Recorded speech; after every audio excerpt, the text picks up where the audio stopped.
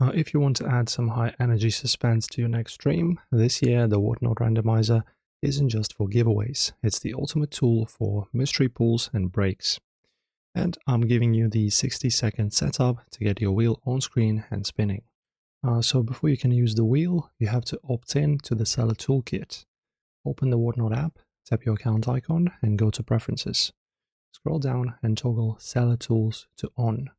If you're on a computer, just open your show from the Seller Hub and click the More button in the sidebar to find the Seller Tools menu.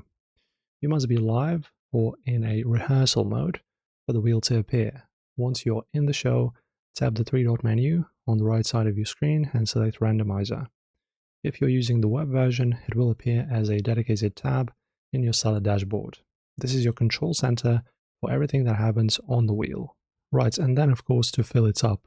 For sports breaks, use the options buttons to instantly pre-fill the wheel with a NBA, NFL, or MLB teams. For custom games, use the manual entry field to type in your own prizes like red bag or gold pack. And this year you can even link a wheel result directly to your buyer's order, so the result is automatically printed on their packing slip. It's a huge time saver for high volume breakers. And then when you're ready, just hit shuffle to show the chat it's fair, then tap spin wheel. And once it lands, you can choose to remove that entry if it's a one-time prize, or keep it for the next player. And remember, if you're using OBS on a PC, you might need to use the browser source method to get the wheel to overlay correctly on your custom graphics. And this is how you set up the wheel turning this year.